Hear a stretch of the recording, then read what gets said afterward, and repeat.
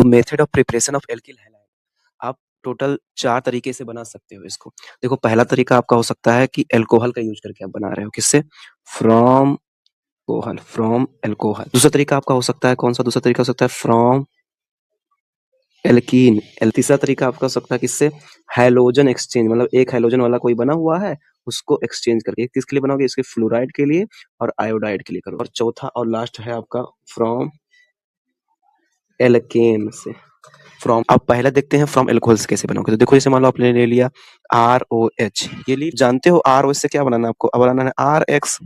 इसमें ना आपको मिलेगा एल्कोहल से बनाने में बहुत सारे अलग अलग टाइप का रिएक्शन होगा। पहला तरीका आपका हो सकता है ए मतलब समझ लो ये हो गया पहला टाइप का रिएक्शन, उसमें बहुत सारे हैं ए। अगर आप PX3 रिएजेंट ले रहे हो या फिर उसमें यूज कर रहे हो कौन तरीका? रेड PX3 या रेड फास्फोरस फ्लेक्स 2 ये रिएजेंट अगर यूज करोगे तब भी RX बनेगा। दूसरा चीज आप क्या समझ सकते हो? बी, आप मान लो ये नहीं, आप बोले PX5 यूज जैसे PCl5 PBr5 ये सारी चीजें।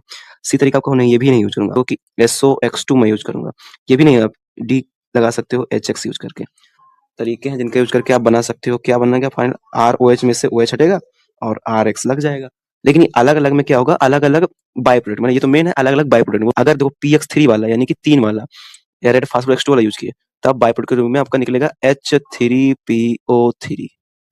अब PX5 पे देखो 5 कैसे बनेगा? 3+2 से बनेगा ना, तो 3+2 ये निकालोगे POX3 और दूसरा मिलेगा HX, ये दोनों निकलेगा POX3 और HX निकलेगा।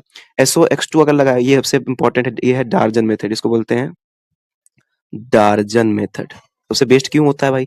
सबसे बेस्ट क्यों होता है? क्योंकि इसमें दोनों के दोनों बाई प्रोडक्ट गैस निकलते हैं, SO2 एंड HX। अब दोनों गैस बाई प्रोडक्ट निकले तो आपका फाइनल प्रोडक्ट जो होगा वो साफ सुथरा इजीली मिल जाएगा, ये हो गया। और ये देखो HX वाला दिखा, जैसे तो एसिड होता है, वहां पे क्या करोगे? R को पहले कार्बोकैटायन बनाओगे, उसका रीअरेंजमेंट कराओगे, तब X जोड़ोगे। तो आपके तरीके हो गए बनाने के अल्कोहल से। पहला तरीका ये HX वाले में, जो HX वाला इसमें क्या याद रखना कि अगर मान लो आपका HCl दिख जाए और उसके साथ में एनहाइड्रस AlCl3 दिख जाए, है ना, इसके जगह बता रहा हूँ एनहाइड्रस AlCl3 से ZnCl2 भी हो सकता है, तब उसको बोलोगे आप लूकास रिएजेंट, जो कि आपका 1 डिग्री 2 डिग्री और 3 डिग्री का टेस्ट करें। 3 डिग्री होगा तो इजीली देगा, तुरंत सेकंड में देगा। 2 डिग्री होगा तो मिनट में रिएक्शन बनेगा और 1 डिग्री तो रिएक्शन नहीं देगा। ये होता है अल्कोहल की डिग्री जज करने का तरीका। इसी वाले HX का रिएक्शन कराते हैं। अल्कोहल में HX डाले तो RX कितना जल्दी बनेगा, ये पहचानने का तरीका हो गया। अब दूसरा तरीका है कि एल्कीन से कैसे बनाओगे। देखो एल्कीन मतलब होता है कार्बन और डबल बॉन्ड ऐसा दिखता है, तो अगर इसको मुझे यहाँ पहुंचाना है एल्किल हैलाइड माने RX में पहुंचाना है, यानी कार्बन और X वाले में, तो इनको डबल बॉन्ड हटाना है और उसमें X लगाना है। तो इसका मतलब 2 जन को लगाना है, तो हाइड्रोजन X, इसलिए क्या करते हो, क्या करोगे, ऐसा करोगे हाइड्रो माने हाइड्रोजन और हाइलोजिनेशन हाइड्रो हाइलोजिनेशन मतलब HX से रिएक्शन कराना। तो करा दोगे। मान लो कोई एल्किन ले लिए तुम, RC डबल बॉन्ड, यहाँ H लगा लो, यहाँ CH2 ये कर लिए और इस पे HX लगा दिए।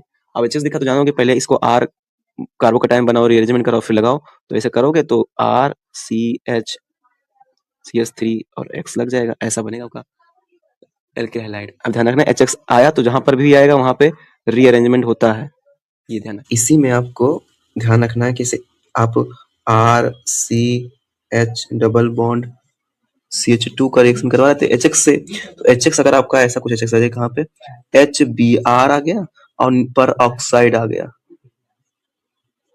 तो आपका पहले की तरह नहीं होगा। तो आपको ये HBr पर ऑक्साइड जो है ये दिखाएगा एंटी मार्कोनिकॉफ रूल। तब आप रीअरेंजमेंट नहीं करके, रीअरेंजमेंट ना करके आप एंटी मार्कोनिकॉफ रूल लगाओगे। तो एंटी मार्कोनिकॉफ रूल में ध्यान, अब रीअरेंजमेंट नहीं होगा, सिर्फ HBr आता है, सिर्फ HX आता था, तब आप रीअरेंजमेंट करते थे।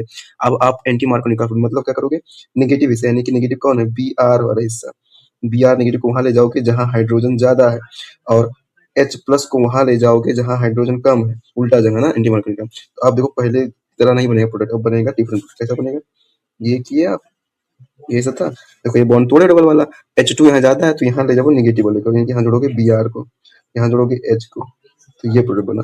इसको बोलते हैं खरास इफेक्ट, पर ऑक्साइड इफेक्ट, या फिर इसको एंटी मार्कोनिकॉफ रूल बोलते हैं। बहुत इंपॉर्टेंट, ध्यान रखना। तीसरा तरीका आप देखते हैं।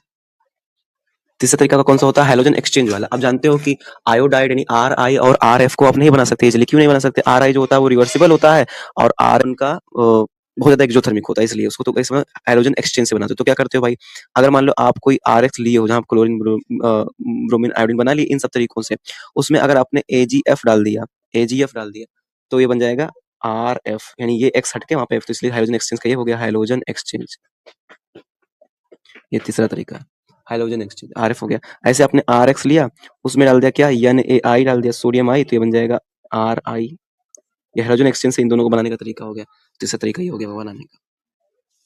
तरीका कैसे बनाओगे? चौथा तरीका आपका है एल्केन से कैसे बनाओगे भाई, एल्केन से। तो एल्केन से आपको हाइलोजिनेशन, देखो एल्केन मतलब होता है कार्बन है और हाइड्रोजन है, तो यहाँ से आपको एक्स इसमें लगा, एक्स माने क्या हो गया, हाइलोजिनेशन, तो लिखोगे halogenation of alkene, halogenation of alkene से बना सकते हो। हाइड्रोजन में अलग अलग होता है, क्लोरीनेशन मतलब क्लोरीन ऐड करने के लिए अलग तरीका, ब्रोमीन ऐड करने के लिए अलग तरीका। अब RI RF नहीं बना सकते, उसको एक्सचेंज वाले से बनाओगे, ध्यान रखना। अब RX R मतलब कि R क्लोरीन और ब्रोमिनेशन कर रहा है, तो अगर क्लोरीनेशन कर रहे हो, ब्रोमिनेशन मतलब ब्रोमीन को ऐड करना, तो उसमें आपको डिग्री देखकर ऐड करना है, जहाँ ज्यादा डिग्री वहां बनाओगे। क्लोरीनेशन में थोड़ा डिफिकल्ट है, क्लोरीनेशन में आपको सोचना पड़ेगा। क्लोरीनेशन वहां बनाओगे जहाँ पे N और R का मल्टीपल जो आएगा वो जहाँ ज्यादा होगा उसको मेजर बनाओगे। कैसे देखोगे, ये होगा N1 R1, N2 R2, N3 R3 निकालोगे। जो ये N होता है ये नंबर ऑफ हाइड्रोजन होता है, R की वैल्यू इसके लिए 1 होती है, इसके लिए 3 होती है, इसके लिए 4 होती है। अब मान लो आपका ऐसा कोई एल्कीन दिया था ये, इसका बोला अगर क्लोरीनेशन करने के लिए, तो ये सीट लगाया H क्लोरीनेशन, और इधर बोला ब्रोमिनेशन करने के लिए H लगाया ऐसा। तो ब्रोमिनेशन में तो सीधा आपको डिग्री देखना चाहते हो, यहाँ ज्यादा डिग्री दिख रही, 3 डिग्री, यहाँ 2 डिग्री, यहाँ 1 डिग्री, तो आप प्रोडक्ट सीधा ऐसे बना दोगे, ये बन गया आपका ब्रोमीन, ब्रोमिनेशन का प्रोडक्ट। क्लोरीनेशन में आपको NP/RP चेक करना पड़ेगा। देखो ये सब प्राइमरी वाले हैं, ठीक है, ये आपका टर्सरी है, और ये तो अगर NP/RP निकालें, देखो NP/RP, तो 3 3 6 3 3 9, ठीक है, 9 3 3 6 3 9, तो 9 गुणे 1 बराबर 9 हो गया। NSRS निकालें, तो देखो सेकेंडरी ये है बस, तो कितना है, 2 हाइड्रोजन होगा, तो हो जाएगा 2 गुणे कितना, 3 बराबर 6 आएगा। और तीसरा निकाल सकते T, तो NTRT आएगा, कितना हाइड्रोजन, यहाँ पे 1 हाइड्रोजन और 4 से मल्टीप्लाई, तो यानी कि प्राइमरी, तो यहाँ पे आपको प्रोडक्ट ऐसा बनेगा, कोई भी मतलब इन 3 में से कोई भी एक बना दो। तो यहाँ पे देखो इस वाले पे मैंने लगा दिया क्या, क्लोरीन को, तो ये आपका है क्लोरीनेशन ब्रोमिनेशन का डिफरेंट प्रोडक्ट। तो मेथड ऑफ प्रिपरेशन ऑफ हेलोएरिन्स यानी PHX बनाने का तरीका क्या है, तो आप इसको 2 तरीके से बना सकते हो, 2 तरीके से। पहला तरीका आपका है, पहला तरीका आप कैसे बना सकते हो, सुन लो। पहला तरीका फ्रॉम ESR का तो electrophilic substitution reaction of hydrocarbon, hydrocarbon के ESR द्वारा बना सकते हो। कैसे बनाओ खुद ही देखो, मान लो आपके पास ये हाइड्रोकार्बन है, हाइड्रोकार्बन किसे बोलते हैं, जो हाइड्रोजन कार्बन से बना, जैसे टालुइन हो गया है ना, उसको बोलोगे मिथाइल क्लोराइड। इसका रिएक्शन अगर आप करा रहे हो हाइलाइट से Fe के वर्जन से, या फिर ESR, इससे आप आराम से बना सकते हो। जानते हो कि तो ये मिथाइल ग्रुप होता है, ये कैसे होता है, आर्थो पैरा डायरेक्टिव होता है, ये कैसा होता है, ये होता है आर्थो पैरा डायरेक्टिव। जब आपका आर्थो पैरा डायरेक्टिव होगा तो आर्थो पैरा 2 प्रोडक्ट बना देगा, एक आर्थो और एक पैरा। देखो ये CH3 तो इसे लगा रहेगा, अब ये कहेगा एक बार X को जाके तुम पैरा पे लगो, तो मेजर बन गया, इसका आर्थो बन जाएगा।